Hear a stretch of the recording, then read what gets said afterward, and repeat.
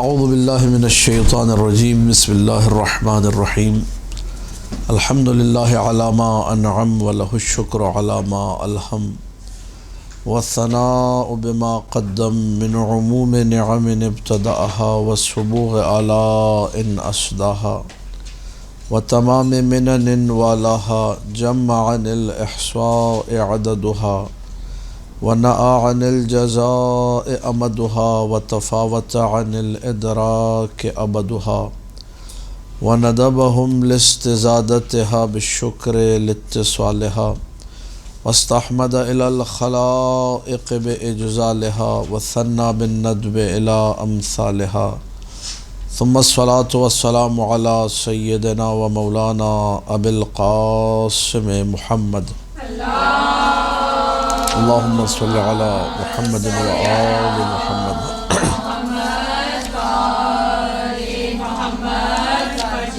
وآله الطيبين الطاهرين المعصومين المظلومين المنتجبين الأخيار ولعنة الله على أعدائهم الأشرار. أما بعد، فقال الله تبارك وتعالى في كتابه المبين: بسم الله الرحمن الرحيم. لم يكن الذين كفروا من أهل الكتاب والمشركين منفكين حتى تأتيهم البينة. صلوات پڑھ دیجیے. اللهم صل على محمد وآل محمد.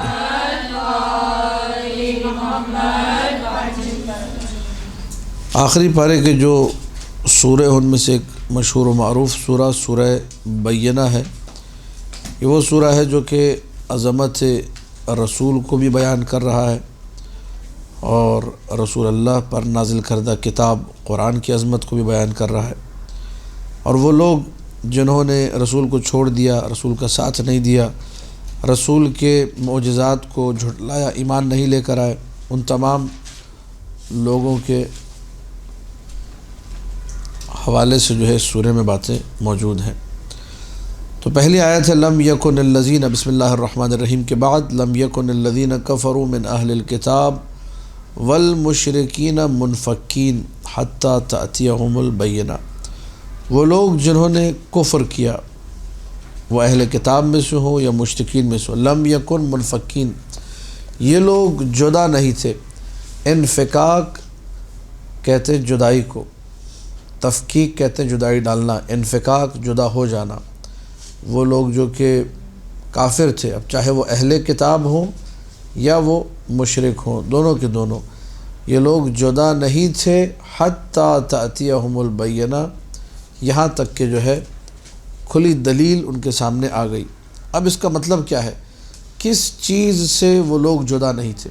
آیت کو سمجھنے کے لیے بہت سارے علماء نے تو یہاں تک لکھ دیا کہ یہ مشکل ترین آیت ہے، کیونکہ آیت نے بیان ہی نہیں کیا کہ وہ لوگ کس چیز سے جدا نہیں تھے. وہ کون سی ایسی چیز تھی جس چیز کے بارے میں قرآن یہاں پر بیان کر رہا ہے کہ وہ لوگ جو ہے اس چیز سے جدا نہیں تھے.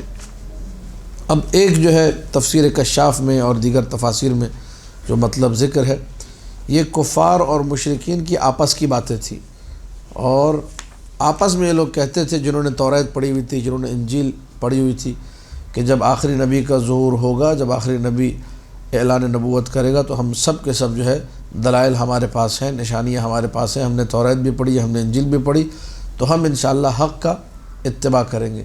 تو اس وعدے سے وہ لوگ جدا نہیں تھے. وعدہ اتباع حق، سب نے آپس میں ایک پرومس کیا ہوا تھا، ایک وعدہ کیا ہوا تھا. جب ایک دوسرے سے ملتے تھے، آخری زمانے میں ایک نبی آئے گا، وہ ظہور کرے گا، ہم اس کی اتباع کریں گے. ٹھیک ہے بھائی، نشانیاں کیا ہیں؟ یہ نشانیاں ہوں گی، یہ معجزات ہوں گے، یہ دلائل ہوں گے. لم یکن الذین کفروا من اہل الکتاب والمشرکین منفکین، یہ سب کے سب جدا نہیں تھے ایک وعدے سے. حتی تأتیہم البینہ، یہاں تک کہ جب بینہ آ جائے. بینہ سے مراد کیا ہے؟ وہ خود رسول آگے لکھا ہوا بھی ہے، رسول من اللہ یتلو صحفا مطہرہ، اللہ کا رسول جو تلاوت کرے ان صحیفوں کی، ان کتابوں کی، پاکیزہ کتابیں، فیہا کتب قیمہ، جن صحف کے اندر قیمتی کتابیں جو ہیں موجود ہیں.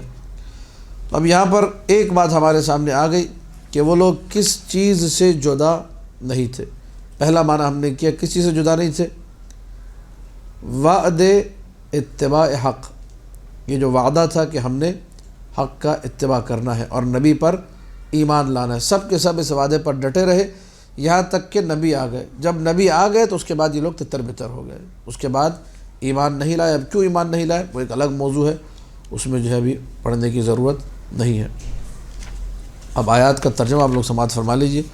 لم یکن الذین کفروا من اہل الکتاب منفکین، یہ جڑا ہوا ہے پورا جملہ، وہ لوگ جو کافر تھے چاہے وہ اہل کتاب میں سے یا مشرکین میں سے، یہ لوگ جدا نہیں تھے۔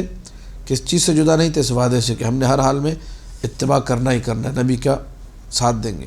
حتی تأتیہم البینہ، یہاں تک کہ وہ نشانی، وہ بینہ، وہ دلیل آ گئی۔ وہ دلیل کیا ہے؟ رسول من اللہ، وہ اللہ کا رسول، یتلو صحفا مطہرہ، جو تلاوت کرتا ہے پاکیزہ صحیفوں کی، فیہا، ان صحیفوں میں کتب قیمہ، قیمتی جو ہے کتابیں، گرام بہا کتابیں موجود ہیں۔ یہاں پر ایک واضح سی آیت ہمارے سامنے موجود ہے، وہ رسول یتلو صحفا مطہرہ، جو تلاوت کرتا ہے، پڑھتا ہے، یعنی کتاب کھول کے لوگوں کے سامنے پڑھتا ہے۔ یہ قرآن کی آیت ہے۔ تو وہ لوگ کہتے ہیں کہ جو ہے رسول پڑھنا نہیں جانتے تھے، یہ آیت کیا کہہ رہی ہے پھر؟ رسول من اللہ یتلو صحفا مطہرہ۔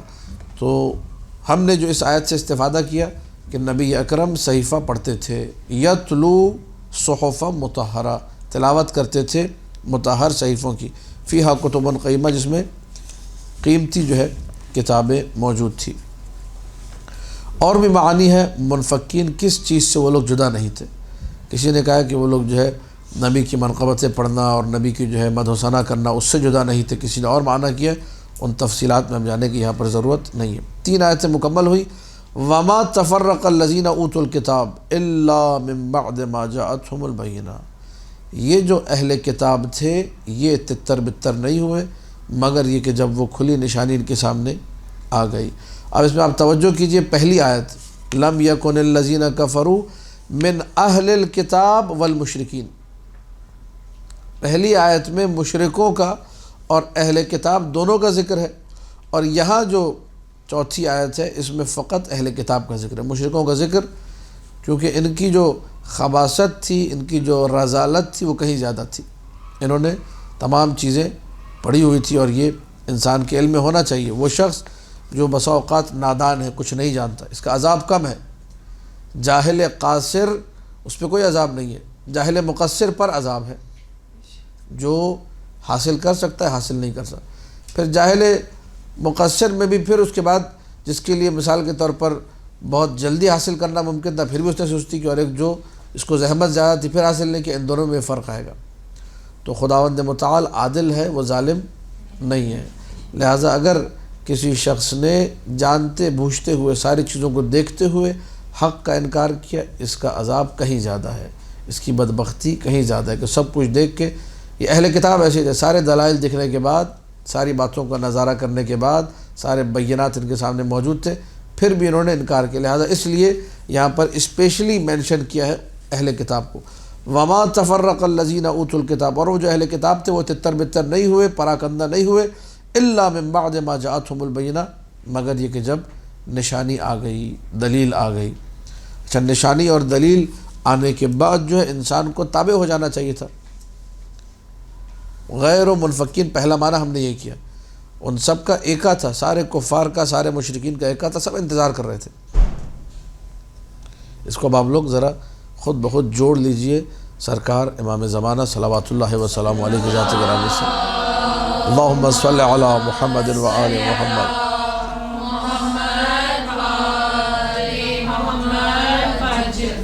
ابھی ماشاءاللہ چاروں طرف شیعہ ہیں، ہر بندہ دعا امام زمانہ پڑھے، اللہم کل ولیک الحجۃ ابن الحسن، سب کا اتفاق ہے۔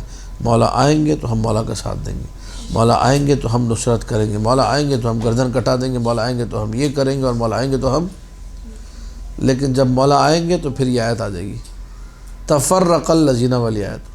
بہت سارے ایسے ہوں گے جن کے منافع پر ضرب لگے گی، جن کے مفادات پہ ضرب لگے گی، کہیں گے کہ ہم نظام چلا رہے ہیں، آپ ابھی تھوڑا ویٹ کریں، انتظار کریں، ابھی اتنی مشکل سے ہم نے سیٹنگ کی، ابھی آپ کو ظہور کرنا تھا، پہلے کیوں نہیں کیا ظہور، پہلے کر لیتے، یہ تھوڑی دیر بعد میں کریں۔ منتظر حقیقی وہ ہے جس وقت بھی ظہور ہو وہ یہ نہ کہے کہ دیر ہو گئی، جلدی ہو گئی۔ نہ ہمیں ان لوگوں میں سے قرار دے کہ جن لوگوں کو جلدی ہے. توجہ، نہ ہمیں ان لوگوں میں سے قرار دے جن لوگوں کو جلدی ہے، نہ ہمیں ان لوگوں میں سے قرار دے جو لوگ لیٹ کروانا چاہتے ہیں.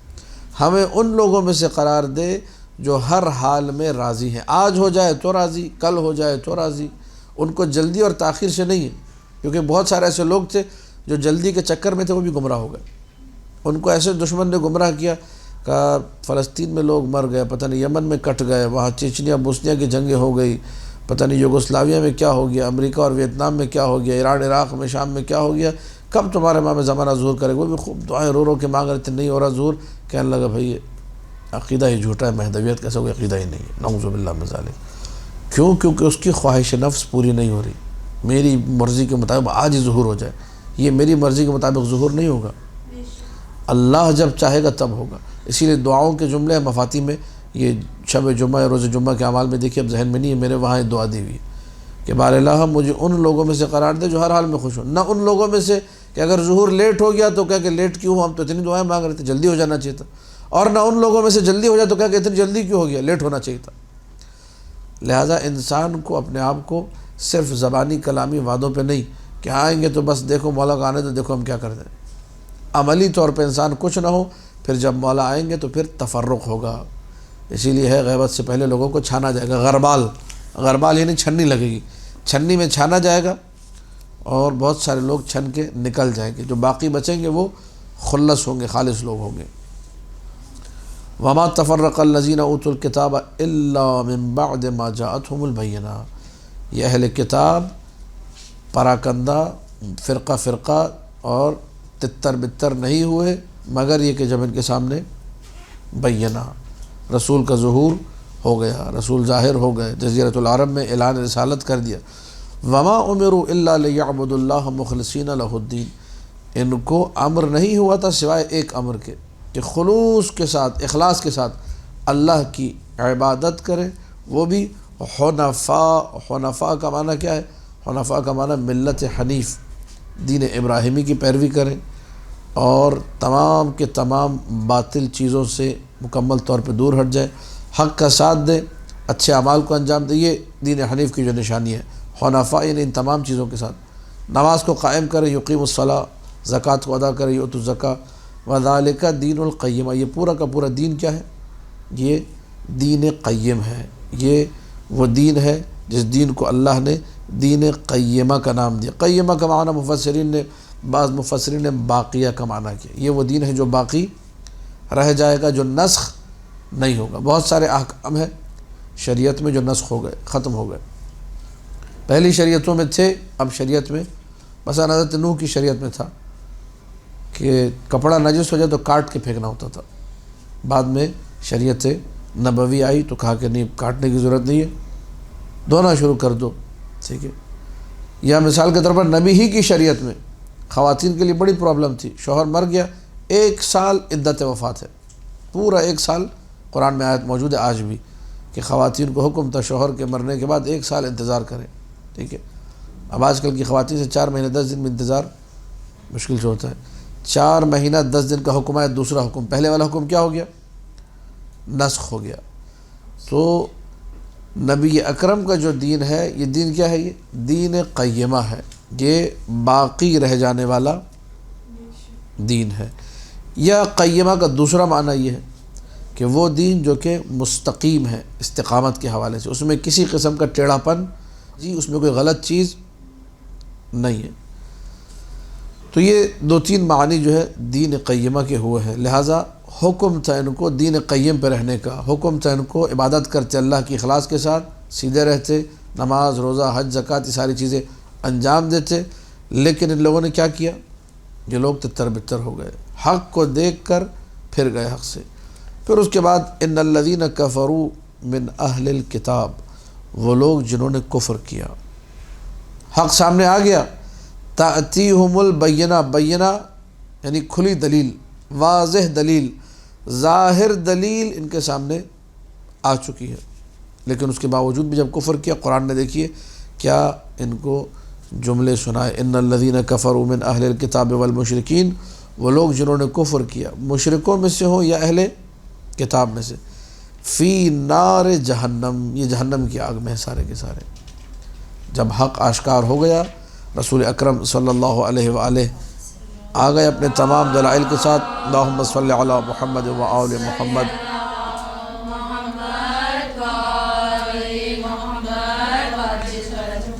اب اس کے بعد کفر کی گنجائش باقی نہیں بچتی، لیکن جب کفر کیا تو اب نار جہنم بھی ہے، خالدین فیہا، اور اس جہنم کی آگ میں ہمیشہ رہنا ہوگا۔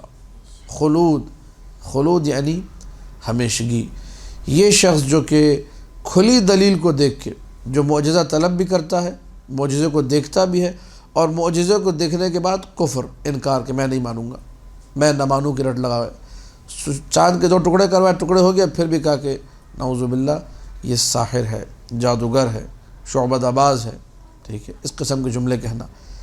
حق کے سامنے جب انسان جسارت پر اتر آئے، حکم قرآن یہ ہے کہ یہ لوگ نار جہنم میں ہیں، خالدین فیہا، ہمیشہ اسی میں رہیں گے۔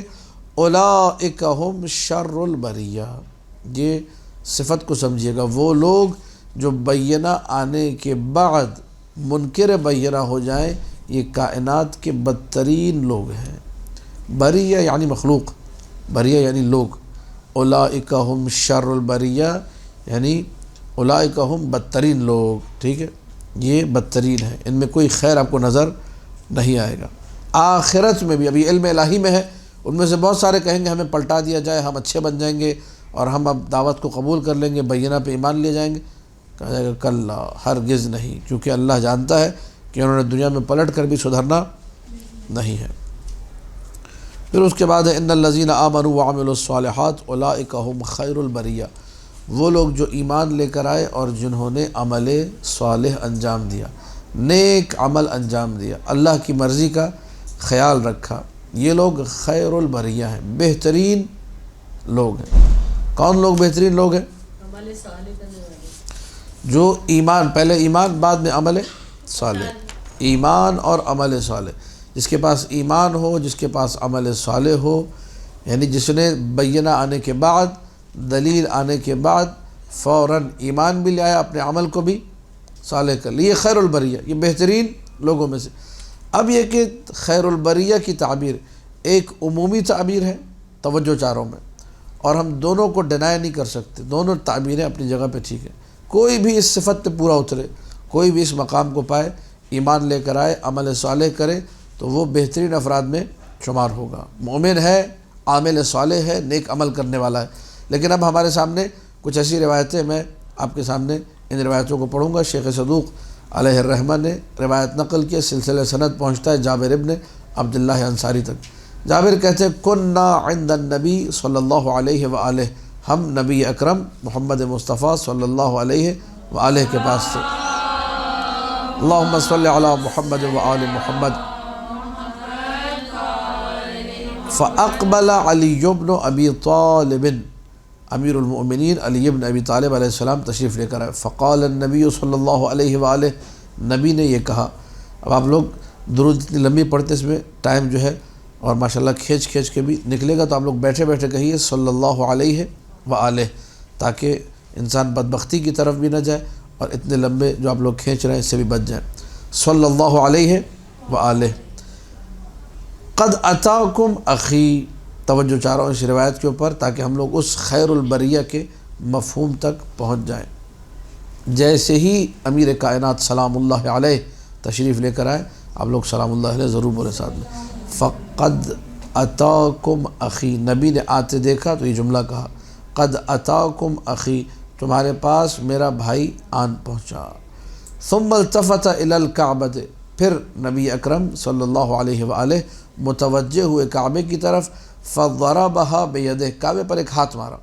ثم قال والذی نفسی بیدہ ان ھذا وشیعتہ لهم الفائزون یوم القیامہ، اور اس کے بعد یہ جملہ کہا، خدا کی قسم، والذی نفسی بیدہ یعنی اس ذات کی قسم جس کے قبضہ قدرت میں میری جان ہے، ان ھذا، یہ یعنی علی بن ابی طالب سلام اللہ علیہ، وشیعتہ، اور اس کے شیعہ، لہم الفائزون یوم القیامہ، یہی وہ ہیں جو آخرت میں، قیامت میں کامیاب ہوں گے۔